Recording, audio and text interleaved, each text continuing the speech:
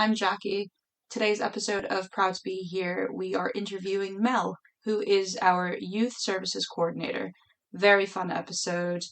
We asked Mel a few questions to get to know her a little bit, her time at Proud to Be, and we get really, really funny at the end with some cool questions and some scenarios as well. So stay tuned.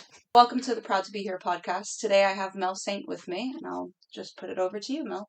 Hi, thank you. So my name's Mel. I use she, her pronouns, and I am the Youth Service Coordinator for Proud to Be, which means I facilitate up to 4 youth groups a week. We do various activities, residentials. We also organise lots of one-to-one support for young people between the ages of 11 and 17. Amazing. Thank you very much. So this whole kind of segment is us trying to introduce our team to people who might not be familiar with us. So I'm just going to ask you a couple questions, and then we'll make it a little bit of fun at the end. Does that sound good? What's so serious all the way through and a bit of fun at the end? I mean, there is no other way to do it. Yeah, fab.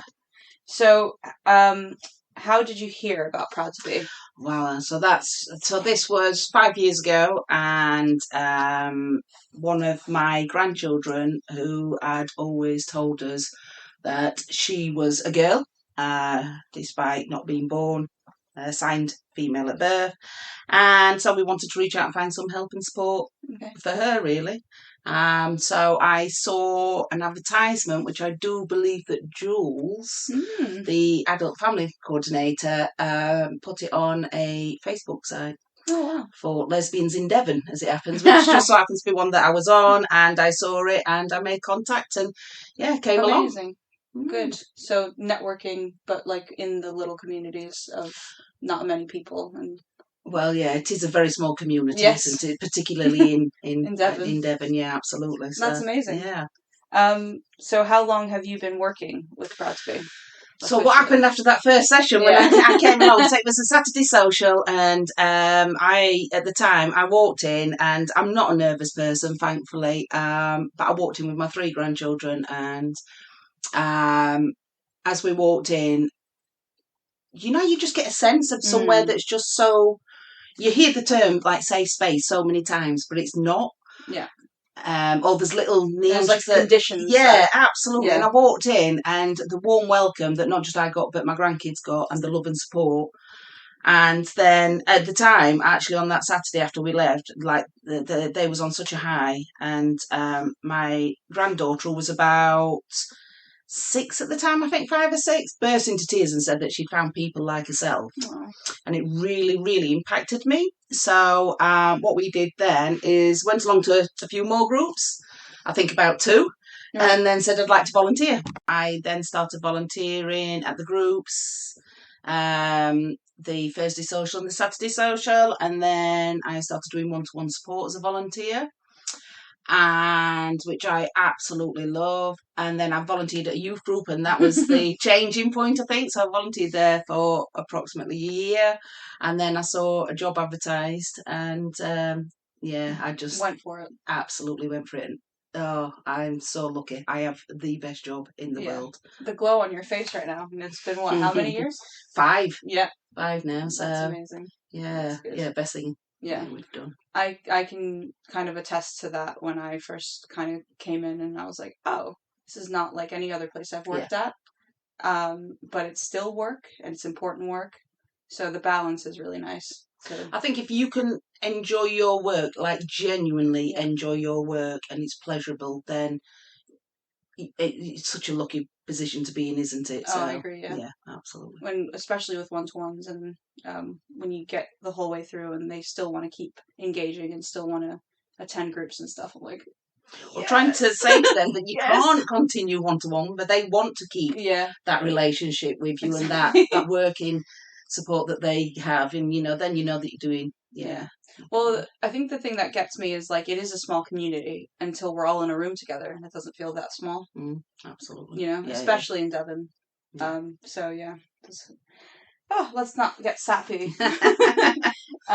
So what keeps you coming back and working at Proud to Be? I guess we kind of answered that. For one, Proud to Be itself, the team at Proud to Be are just like, because I'm part of the senior team. It's there's so many things. It's really difficult to put. So if I take like just Proud to Be in the team itself, the support I get, even as a senior worker, is just absolutely phenomenal, which empowers me to do my job better, which then I can get to empower my team, but then also with the adults and family team as well. I don't know, it's just watching everyone grow and everyone bonding and everyone feeling safe, genuinely feeling protected together and safe. And so the actual being part of Proud to Be's team is such a privilege, and that keeps me coming back. The other bit that keeps coming back, because I'm the youth service coordinator, is the young people that access our service are just, they are funny, they are quirky, they can be challenging, but good challenging. And you get, it's not like general youth work, because some of the young people come obviously with quite a few issues sometimes, particularly if they're having trouble socially or family and people not accepting them and things. And then so you do get to build like a special like bond with them, especially when they come back week after week to the youth group. We've had people coming for years, and then now we get to see them transition into the 18 to 30s group that you lot facilitate as well now. So I absolutely, which that was my idea, and I love that we have that continuity for everyone, and just watching it grow and watching these people grow, and it's almost like watching them just become them and have a better sense of their own self-worth, even if it is just for 1 hour a week. Because what I would have give back in the 80s, for anyone to give me just that 1 hour a week, or a group that I could go to where I could be me, I can't imagine how priceless that would be. And to know that we get to do that, and then follow on, and then they go to the adult services, and they still come I still go to the social services, to your groups, don't I, like me, not as like my role and work. Absolutely. I come socially and I fetch my family along and everything, because that's how important this is, and Proud to Be is. To be fair, those are most of the time the most fun days, is when we get kind of both sides to it. And, absolutely. We get to experience it socially as well as professionally. Thank you, Mel. That was really good. I think that kind of sums up really who we are as a team. And why we all kind of keep coming back, because the space wasn't there when I was young, as well. I'm almost 30 now, and if I could have had a youth group to go to, I don't know how my life would be different, but I know it would be, and for a positive way. And so your work is important. And we thank you for it. No, it's really our pleasure. So now for the fun bit, which I mean I've had fun this whole time. So right, okay. So we're gonna do opposite this or that, and so I'm gonna give you two options, and you have to choose. I have to choose. Ooh. So I don't like people that are decisive as well. So essentially, it's if you could live with one, like if you had to choose one of them, and the other one you would have to live without forever. Okay. Can I talk through my thought? You can do, absolutely, no problem. All right. All right, ready? Yeah. Music or TV? Oh, music. Okay. Yeah, no, I mean that can your mood, whether you're in the car, whether you're walking, whether you're just in a bath, whatever. Yeah, music, definitely. Yeah, that's an easy one. Tricky one. Food or drink? And you could get all your nutrients from either, but food or drink? Oh. Oh. Now, you see, the problem is with that is, well, no, that is more. I love food. I love cooking. I mean, I think it'd have to be food, and the reason being not just because I love like creating everything, but for me personally, and especially because I've got 4 children and 8 grandchildren, and they're all around my house at weekends. Most of them they are this weekend. So it's like when I get to feed them, they're all happy. They're being fed, they're being nurtured and loved. So maybe that's it'd have to be food. And also at the youth groups, we provide food as well, which is very much a social absolutely thing, and like a nurturing thing. So food. Yeah, my answer surprises a lot of people, because I'm the same way. I'm a feeder. I love feeding people. And one of my things that I do on the adult side, when we do the family social that we have, most of the time I do the main cooking of like the main dish. And when people go, "This is really good," I'm like, Isn't it just? Yeah, exactly. Like, so proud of it Get and stuff. Pleasure out of them getting pleasure from. But for whatever reason, if I had to choose between the two, I would choose drink. Really? I would, but for me personally, like I love food as well, and I love feeding everyone. But when I need something, I just need it. So like a smoothie, really quick. Oh no, I'm not a smoothie or a milkshake or a soup. I'm not a. Oh, I love soup. I like textures. Yeah, I like yeah. tasting and crunching. Don't get me wrong. It's a hard decision. It's like it's like 49% versus 50%. I think probably due to my family as well. Yeah. But yeah, that's why I'd go for food. Dogs or cats? Oh, dogs. Yeah. I mean, to be fair, I do have a cat as well. We won't tell them. She is nearly 18 and she's, very much at the last end of her life. Like, incredibly close. But, yeah, I don't know. The thing is, I mean, I love animals. This is a difficult question, especially for a lesbian, to be honest, because we just love animals in general. Give me an animal and I'll cuddle it, wherever it is, right? But, like, I don't know, even when my cat was younger, if I walk in the door, the cat's like, oh, you're back in my house, what you doing here, type of thing. Yeah. And then suddenly she loves me, she wants food, and that's, right? My dogs, I only have to go out, put the rubbish in the bin, come back in, and they're like, oh my God, you left me, where have you went to battle and you returned. Exactly. So, yeah, and like, I don't know, for me, I think, maybe because I'm close to them, that the dogs pick up on my emotions, plus as well, like, I do have, like, very clingy dogs as well, which is probably because I'm clingy to them. Yeah. But yeah, dogs, definitely. Dogs. Winter or summer? Oh, summer. Question. Yeah, there it is. And I must be the only one, right? At the youth groups, we've always had this thing. They adore all the winter, the Christmas, the Halloweens, all the dark, the wet, the miserable. Absolutely no. I am in my own place by myself. I think I've come across about 3 young people over the past few years that would agree with me. Summer, hot clothes, flip-flops. I mean, flip-flops stay on between at least March, if not February, right through to November. Just, summer and sun, definitely. Yeah. Although this year seems to have, missed us by, but I have hope. I do keep starting conversations with people like, it's July, right? Like, I'm not, exactly. It's not November, October. Yeah. Because I know it rains a lot in this country, but I didn't realize it was this bad.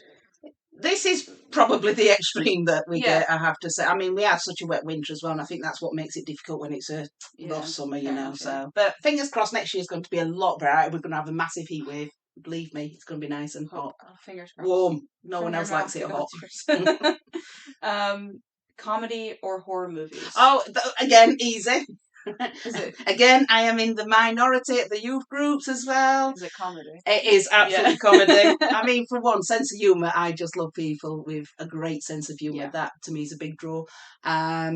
But also, to be honest, for the big confident person that I am, and anyone that attends youth groups and knows me very well will know that I'm a very confident person. Yes. Very self-assured. I'm also the biggest scaredy cat ever when it comes to horror. Honestly, you know that when the music starts, I'm like, no. I don't know what's and I have to pick something up, and I'm like this on my phone. See, that surprises me, Mel. I can't. Even like, and just like a police, like I watch some American police programs. And that, like, they're terrifying, to be fair. And like it's when someone jumps, I'm like, oh my goodness, no, I can't handle. Sometimes it's the person you least expect. You're like, whoa, that person. Exactly. Yeah. But it is the jump and it's the adrenaline. I don't think I like my adrenaline. What about the very like specific thriller? So like not horror. It's that thriller, and there are some funny bits to it. I have been known to watch a few of them, and I can enjoy them, especially to get your mind really focused and interested. Although, to be honest as well, though, to get me to sit still for an hour and a half minimum is... Well, that's the thing. Thriller would probably keep your attention, wouldn't it? You've got more of a chance, yeah. But I would choose a comedy any day over. I'll have to give you a recommendation then. Okay. So now on to the hard-hitting questions. Right, okay. If you could choose any language to be fluent in, like that, which language would you choose? I would love to be fluent in Spanish. Okay, yeah. That would be, which I was mortified when my daughter dropped Spanish and continued with French. I wasn't mortified, bless her, but I was hoping I can do your basics when you go abroad. Yeah. Like unbelievably basic. Yeah. And I play a lot of charades and pointing games. But I think, isn't Spanish after English the second most? Yeah, it's getting to be probably the the popular most one. popular. Yeah, I'd but love to be. Yeah, it's still definitely English. Yeah. I've got someone in my family that speaks 5 languages, Mm. and I am so jealous of that because I would. And wouldn't you love to? I mean, I think you speak I a few speak languages. 4. Yeah, So not 5, not I quite would there love yet. to go to different places and like listen to them Mm. and be able to understand Oh, them and them not know that I can. oh, it's the most fun. I had someone because I went abroad recently and they refused to serve us twice. Oh, Jesus, yeah. And they're having trouble with tourists in this country, and it was decided, do we go, do we not go? And we thought, no, we will go, because we've been quite a few times. And we went, and everyone was lovely, I have to say, everyone else. And this one place, me and my wife went in, and we sat on the inside, because they had aircon, and it was 42 degrees. So we went and sat on the inside, and for 20 minutes they completely ignored us and everyone else. So I got up, walked out, I thought, okay, they're busy. I didn't think nothing of it. Right. And then I went and met up with my daughter and a boyfriend as well, and then they wanted this particular dish that this place did. So we went back, we sat outside this time, and I thought, is it because we're English, because they're having problems with the English? Right. And I looked around, there's 4 other English families that got served, and they still completely blanked us and refused to serve us for half an hour. We walked away. So, and I would love to have heard what they, and I'd love to be able to reply to them. Yeah. In a nice but firm manner. Yeah. Fair enough. I have had that experience where people didn't realize that I can speak Portuguese, and they were having like a whole conversation about how Americanized I was, and how, oh, she's not going to understand because, she's been here a while and she probably doesn't know any of the language and all of that stuff. And essentially in Portuguese, I just said, well, I mean, to be fair, my parents raised me to speak Portuguese and know something about my culture because I was born there. And immediately, I don't know what some Brazilians really do, like, switch, and they go, where were you born? As if to say they weren't just talking shit just 2 seconds ago. And they tried to be like, oh my god, where are you from? Like, where are you born? And I was like, and I said, like, the name of the city, like, perfectly. And they're like, oh my god. And I was like, well, yeah, you shouldn't judge, just because I don't speak with an accent doesn't mean I don't speak at all with Portuguese. And yeah, so I understand where you're coming from in the sense of, like, wanting to respond in their own language. Yeah, absolutely. To be like, well, what you just said was pointless, and how you were treating me, And rude. How can you go around talking about people, just assuming things? Yeah, exactly. Yeah, absolutely. But, and it kind of makes me think, like, even if they were right, even if I didn't speak Portuguese, what is it to you? Exactly, yeah, absolutely. And it kind of, like, connects to when people are on the bus speaking a different language, and people who are, like, British and only speak one language kind of get annoyed, and they're like, there's my country, and I'm like, it's like a globalized world, like, absolutely. it's okay to hear other languages, and it doesn't. I love hearing different languages, even when I can't understand them. Yeah, it same. just And sometimes even if I know they're talking about me, I don't care. So the last question is going to be a fun one again. Okay. If you could choose any superpower, what would you choose, and why? Oh. And that is our last question. So. Oh. I think my grandkids think I've got superpowers anyway. Yeah. What would I choose? Invisibility. Okay. Yeah. God, the potential to sneak up on some people and scare. I'd be a menace. I would be the first person you scared. Who would be the first person I would scare? I'd like to say some politicians, but I think they've not got any emotions to be scared. Who would be the first person to scare? Probably one of my adult children. Purely just to say, to test it out and see how it worked. But I'd have great fun. I would. Oh, and can you imagine? I'd be getting on all these planes without people seeing me and travelling all over the place. And yeah, I'd sneak in places and yeah. That's quite dark, really, isn't it? Well, yeah, because then you could just be that, like, yeah, but then once you're there, they can see you. Fair, I guess. Whereas if you're invisible, you can like still go up and like surprise. So there's 2 types of invisibility in movies, right? Right. Would you choose to be the invisible where you have to take all your clothes off in order to be invisible? Or are you just going to be a floating Oh, I don't floating mind. wardrobe. The thing is as well, right, I'm 50 years old now. I'm quite happy with my body. I am so confident in my body. I would strip off, to be quite honest. So, yeah. So, although I might leave the watermelon glasses on so you can just see them floating, floating around every now and then. And I'd probably get down and crawl so you just see them like toddler height. Or you could choose to keep the clothes on, because then, you know, you're invisible with the whole thing. And then when you pop up in France, let's say, you're not naked. Yeah, but how much more fun would it be if I popped up naked? Because then they come to arrest me and I just go invisible again. That's true. So, yeah. Oh, yeah. No, Jackie, you've given me more ideas than what I can actually say on here right now. But yeah, I would have some great fun if I were, Yeah. So invisibility. I was going to say nakedness, but invisibility. Nakedness. Invisibility. That's my superpower. Yeah, exactly. Absolutely. Yeah. Yeah. Oh, I've had amazing time with you, Mel. Thank you so much for your time, and we really appreciate it. So, yeah. This has been Mel Saint, our youth services coordinator, and yeah. Thank you for having me. Thank you.